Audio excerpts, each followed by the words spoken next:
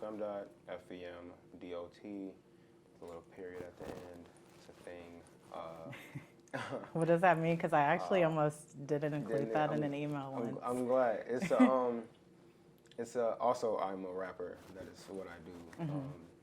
But it's like originally I style everything in lowercase letters because my sister used to say that I talk in lowercase letters and I rap in all caps. And I thought that was hilarious. And also like reading bell hooks, I think it was cool because it was like degenders things. So that was fire. And then the period is because like it's like complete at that point. Like it's a full idea. So. Where does the name femdot come from? It's a family nickname. So my siblings started calling me femdot when I was like 6 years old. Oh, wow. Yeah, because like I was a big fan of Jay-Z. We all are. And like he was going by like S. Carter at the time. Yeah. Yeah. Wow, that's so cool. Do you mind me asking what your full name is? Yeah. So Olufemi. Oh, okay. Yeah. Unrelated, but my Nigerian name is Fumilola. That's fire. So, that's a tough name. Yeah, it is. That name is hard. It is. Yeah, it is. fire. So I've kind of Americanized it. No, I'm just kidding. Okay, so let's talk about, you have an upcoming concert next weekend that was initially postponed. Can you tell me about the premise of like the goal in showcasing your new music that assumingly you've worked on during the pandemic? Right. Yeah. So we have a show at Bottom Lounge March 11th called Not For Sale Live, which is then me showcasing Not For Sale, which is a project I dropped in November. It's like the first body of work I've dropped since 2019. So yeah, first thing that happened pretty much in the new world that we live in. And I'm super excited about it, especially because in that time of the pandemic, we also like established my nonprofit called Delacrim Scholars, where we give out scholarships and toy and coat drives and grocery initiatives and delivery services. So part of the proceeds then goes to that to just allow that to keep funding that. It allows for that to keep happening pretty much. And Not For Sale, did you say that's an album?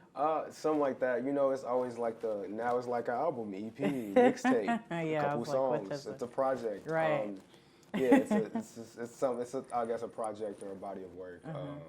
Yeah, so it's the first one I've dropped in a while. And how many songs are included in that? And then eight songs are included. Yeah. All done during the pandemic? No, actually, most of it was done pre-pandemic, but like. Some of the songs are like super old, like 4 or 5 years old. That you've never dropped, or you're finally dropping? No, I never dropped. Oh, yeah, wow. so some of the songs I like never dropped. Wow. Other songs I reworked and stuff like that. I think there were actually only 2.5, I would say, songs that were literally like written during the pandemic. But a lot of it was done between 2017 and the like right up to March of 2020. So then what prompted you to create this album? I assume it was just kind of like in response to the pandemic and everything that was happening? Not necessarily, actually. Okay. Yeah, I think of all my projects like well in advance. So like this is an idea from like technically like 2016. So all of my like all of my bodies of work that I put out to me align with each other, of me creating like this world that I live in. So I've had the idea for a while, but I didn't have the life experience nor the like resources to be able to execute the idea. So I was like, I want to do this around this time and manifestation. So when it came to this time, I was able to execute the idea how I wanted to, and seemingly it even fit more of like what the conversation is now than it was when I thought of the idea. What were the resources you felt like you didn't have to bring this project into fruition? Just like different producers, like different sounds, a larger audience, a larger reach, and yeah, even like I look at confidence as a resource too, and just even having more of that and things of that sort. So that's really real and really honest. Yeah, definitely. So you said that that you started both during the pandemic. Would you say that Not For Sale and your nonprofit are not necessarily synonymous, but kind of reflective of the same goal since they were kind of executed during the same time? I think or connected maybe? Yeah, I think it has no choice. Even I've always wanted to separate like the work I do outside of music and my music away from each other. I love for them to be two separate entities, but it's just not the case. They always go hand in hand because a lot of my music is social commentary, and then a lot of work I do is a response to the social commentary that I have in my music. So, so it shows up a lot, but I like to just get work done. Like I like to just help people and then just mind my business and then just rap and do all the other stuff. But even my management be like, that it don't work like that. Like, I guess for branding purposes. But yeah, so they attached whether I want them to be or not. Yeah. So tell me about. 1 second. Okay. So, we're just getting a little clank up. Like, oh yeah, that be happening sometimes on my fault. Okay, just a little bit. All right. Cool. Okay, Not For Sale. Let's talk Yeah. about that project. Tell me about it. So Not For Sale, pretty much the whole like tagline is like you can't put like a price on experience, right? So when I'm thinking of like my relationships with like life, platonic relationships, romantic relationships, money, how society works, right? Like and self-worth and like what that looks like for me and what that looks like for people around me and being an independent artist and all of these like kind of conversations that happen at the same time. One thing that consistently came up was like, okay, like I know who I am. I'm not about to sell myself to you, right? Like I know like what my value is because of all the things I've been through, right? Not necessarily just because I just feel like I'm better than anybody, but because of the experiences that I've been through have allowed me to create an experience that's that's me. It's only me, and me being me works every time. So, yeah, Not For Sale. Let's talk about you. What are some of the, like how I said, generalizations or stereotypes that you think you're often faced with that you kind of work to contradict in your music and just as your person? I think in general, I feel like people assume like that black men, musical or not, are just not multidimensional. They just assume black people in general. That like you're just, if you do this, you're in one lane, you set this up this way, or if you talk about this is the only thing you can talk about, right? So in my music, I really try to be as multidimensional as possible. In terms of just concepts that I talk about, I feel like I have a wide range from, like different walks of life and different experiences and different things that I've seen and people around me have seen. And because I consider myself a storyteller, it makes it a lot easier to be able to pull from different elements to like humanize an experience. And I think that's really important because like black people are typically dehumanized, and even now in the medium that's created by black people, they're dehumanized in. So like being able to add a human element is something that I like to do. Plus, outside of music, I went to school like I'm a whole biologist by craft, like not being just because I genuinely enjoy science. So like I look at music like that, I look at life like that. I can really do anything I want to do. I just choose to rap good, pretty much. Are you a biologist, like full time? Yeah, I have a degree in biology. Yeah. So that's what I went to school for because Yeah. that's just what interests me. And it was like biology, social justice, and music, and then everything else in life that applies outside of that. So yeah, that was what I went to school for. That is the reason why I started the scholarship. That is the reason why I view music the way I view music. Like, I look at it very scientifically. I think what rappers do is give context to situations. And once you understand the context of the situation, now you have the human element of the situation. You can relate.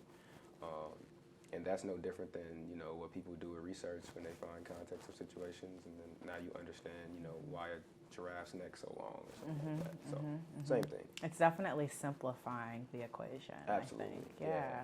So what would you say as a storyteller, you've talked a little bit about this, but what are some ideas or themes that you hope to address or start conversations around in your work, whether it be through your nonprofit, through your album, through your live shows? I saw on Instagram you were doing like a little interview series that you said are going to be leading up to the concert. So I wonder, because you said that you're using all of these different mediums to tell the story, so thinking about what other conversations you want to start or takeaways you want people to have. I think, sometimes like conversations is even just conversations around race, around money, around how like intersectionality, how a lot of these things connect. Being black in Chicago, being black in America, right? But then also I'm first generation, so what that looks like, and the the turmoil you deal with culture clashes in and out the house. You know what I mean? That happens all the time. And then even unlearning a lot of different things, and like, you know, I think just being able to have authentic conversations about topics that seem pretty tough. A lot of my songs are very vulnerable, right? They're very open. I write from a place of experience, and I write from a place of like therapy. So it's very open, and I think even just like allowing men to be open is a thing that I feel like should be cool. So why not put it in rap songs, but not make it corny? Yeah. So who would you say is your like listening audience based on those kind of guidelines that you work with? In Yeah, your I work? think my listening audience is pretty much like 18 to 27 age range, kind of 28. You know, then 18 to like late 20s. Millennial. Right, millennials, right? And I think it's just people figuring it out. I guess I just wonder, what has the response to your music been that you've seen thus far? Like, has it changed during the pandemic, or maybe kind of people relearning or just learning about you? Or is it kind of like you have day one fans that are like tapping back into old music during the pandemic? I think both. I mean, I've been rapping for a very long time. Yeah. So people who've known me at any stage of my life, for the most part, have known me as somebody who rap, which is cool, right? Yeah. But yeah, there are people who have been with me for a very long time who've been able to see progression from years ago. But there are also a lot of people who found me during the pandemic. Actually, my numbers grew the most they have. I know, I kind of noticed that, but I didn't Yeah. know if I was right in that assumption. No, but yeah, I my felt like numbers, one yeah. day I was on your page and it was like, because I've been following you for a bit, Yeah. so I'd seen, and then one day I was like, whoa, I feel like this was It's a not... little jump. Yeah. It's a little jump, which is also like super reassuring in terms of like, what I'm doing is the right thing, right? Like, I'm making the music I want to make. Like, all of my biggest records are records that like feel the most like me, and those are what people gravitate to. And you know, like, people were in the house, they weren't kicking it, they weren't partying, they weren't, you know, being able to go out and do things, but yet still I was able to be a soundtrack to the world they live in, you know, or help them through like an event that we got to tell our kids about. So, you know what I mean? So that was like kind of a reassuring thing. So a lot of new people found me during the pandemic. What is it that you think that they like about your music or your sound? Like, what have you heard from fans just kind of over the years, and even more recently, say that they connect with you? And yeah, I think it's the story aspect. I think it's I think there's a sense of authenticity in the music that isn't like that isn't forced. I'm not trying to be anybody else, and I'm allowing people to like know that and know that that's okay, and also to bring people into my world, right? So it's like I'm telling these stories that you may not relate to, but you can relate to the emotion that's there. You can relate to the feeling that's there. So how can we convey that? And people who've known me for a while, being able to see like the growth in like my technical like abilities of rapping and shit like that. Everything is cool. So yeah, I think as a storyteller, like, that's the one commonality, is how you evoke emotion in that message, no matter what the message is. Exactly, So, I think that's the most important thing. You should be able to allow people to empathize with what's going on. Absolutely. So you have to be able to paint a picture where people can feel like they're in the room. And you talked about just staying true to yourself and Yeah. not feeling swayed to kind of like meet societal norms about like what a rapper, an artist, a musician, whether you be a black man or just in the industry. Yeah. How do you kind of like stay aligned and true to yourself, right? Because I feel like we're so pushed every day in every area to be anything but ourselves. And then also I think when you decide to be yourselves, you can get a little bit of backlash or even cancel culture from Yeah, that. absolutely. Yeah. So how have you had to work around that? Because I would imagine like now you're in a good space where you can navigate it, but maybe it wasn't always as easy. It wasn't always like that, nah, but especially like as a teenager too, and then being in Chicago, you know, we're judgmental, so it's just like all of those factors that I feel like really can play a role in like your creative development personally and like in your work too. I think one thing I don't take for granted, and I'm super blessed is that people have always liked me for me. Like, I've never had to like overdo something in order to be accepted, which is a very rare story to tell, right? I always kind of sat in who I was and lived in that, and people have always accepted me for that. Like whether, you know, I was dealing with people from the streets or in schools and all other places, I was the same person no matter where I was at, and people respected that. And my people around me hold me very accountable. Like your family and your yeah, friends. my family, my friends, my management team. Like I don't really have yes people around me. Even making music, I don't ask if it's good or not. I ask if you can hear myself in it, like if it sounds like me. Wow.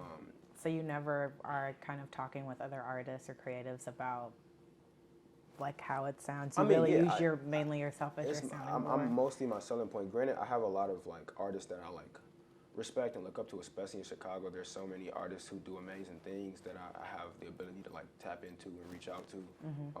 But at the end of the day, what makes my music special is me, right? That's and what my sound is me. No matter what beat I'm on, what I'm talking about, me being me on the song is what makes it unique. So it always comes back to like, does this sound like me?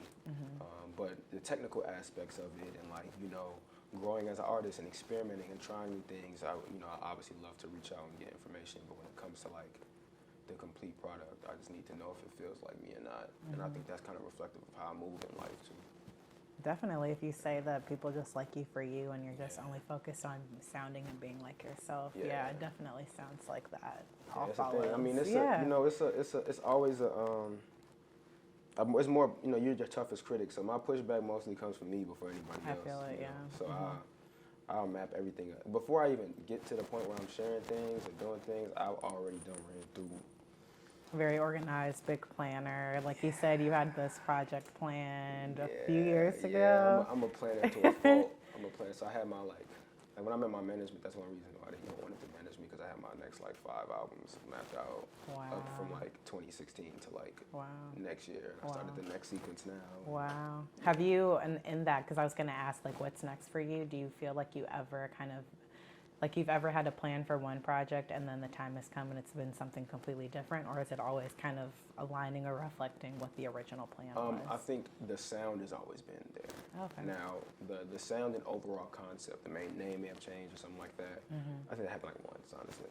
But the sound is always, like what I want to talk about is always the same. And I have no idea why I decided I wanted to talk about this at this age and then fast forward that this is what I'm talking about. But yeah, it's kind of always been a thing.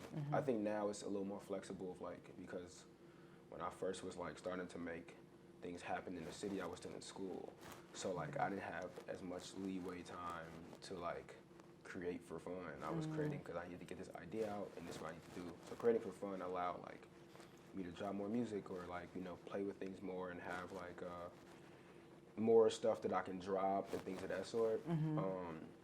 But in terms of like general ideas and stuff like that, like, nah, I think I've only scrapped like one, for real. Wow, that's awesome. That's awesome to be able to be so organized and so committed to like what your ideas are that you can really stay with them. Yeah, I've learned to not be as rigid though. I was gonna say, are you type A? It's giving type A a little bit. It's giving a little type A. A little bit, yeah. It's type like B plus. Okay. It's giving A minus. Because it's like I need to wiggle room a little bit. I also understand that things aren't gonna happen exactly how you want them to. So I need to be able to pivot, but I always am pivoting back to the main road. So but you know, I'm type A minus for sure. 91% or something. 99%. So. Yeah, it's giving 95. Okay, so we're gonna be here for rehearsal. Can you tell me about the song list of songs that you guys are just gonna go through so that I can have that for my reference? Yeah, no, for sure. So we're running through pretty much most of my last project, 94 Camry Music, because we wasn't able to perform that at home like that because pandemic. And then records off Not For Sale, and then some older records and like little covers here and there. Okay. Which should be fun, yeah. And then this will be your first in-person performance since before the pandemic. This will be my first headline in Chicago since 2018. We did Lincoln Hall in 2018. Yeah. And then I was on tour all 2019. So I was like doing shows when it wasn't my own. Yeah. And I was supposed to do Pitchfork in 2020. They canceled that. So like, this is my first like time. Like I've done Summer Smash, like the festival, but like it's not my show, right? So this is the first time it's like a show curated by us. Yeah. And then do you have other artists that are going to be kind of like opening for Yeah, you since you're the yeah. headliner? So we have Ohana Bam and Alex Bannon, and they're both like super talented. They're crazy talented. Alex has like an amazing voice. She's like from New York, but like came here, and then like people seen here in LA, and then Bam is from out here, and he's like been in every commercial or like Super Bowl commercial and movie. Like his music is placed everywhere. Oh, wow. He can write anything. Super talented. So that's cool. also just a really good friend of mine. So it's cool to be able to like throw an event with your friends. Alex Bannon's on my project as well. Wow. So just being able to kind of bet on yourself and do stuff with your friends. Are you guys going to perform the song that you did together at your show? Yeah. We're going to have her come out to do the joint. Yeah, That's so that's cool. Yeah. So what does it mean then to like be a kid from Chicago to be headlining in your city? I mean, this isn't your first time, so it's not like the first jitters, but I mean, I feel like it assumingly would be a different feeling since it's the first time since the pandemic. Yeah, it's a whole different and you've feeling. grown a lot, right? Yeah. Like we went into this mid-20 babies, like, you Yeah, know, it's a little little chubby different. cheeks, and now we're Yeah. coming out like It's almost. It's a little different. Yeah, It's a little different. It's a little yeah. different. I'm excited. I think it's cool. I mean, Chicago is a place where like everybody who makes it out has a certain X factor about them because it takes so much for you to get the city behind you, right? So to be able to headline at home and like, you know, have people come out and wanting to see me perform, it's still a crazy concept. Like I still am not used to people rapping my words. Like it's a little crazy. I made this in my house. Like it's still a crazy concept. So I don't know when it won't feel weird. Like, I feel like it's always gonna be like it's really happening, like this crazy. Like granted, like I'll be focused on stage, like I'm not really nervous once I get on stage, but before then it's like, man, like these people are really here to see us. Like that's crazy. Yeah, you have to definitely like step back and be present. Yeah, I'm trying to do better with that. Yeah. My last two questions. I want to know who are other artists that you like look up to or draw inspiration from? I mean, like Jay-Z's my favorite artist of all time. He kind of just floats in an abyss by himself. Yeah. Like him, I love like Missy Elliott. I think she's like the most talented person. Anyway, that's No, yeah, she's amazing. Love her. And Kendrick, I'm a really big Kendrick fan. And then outside of like those, it's like Nas, cause I love the stories he tells. But then outside of that, it's really my friends. Like we kind of challenge each other a lot. Like I love being able to know that I have to stay on my toes, cause if not, my friends they gonna get me. Oh, Shine.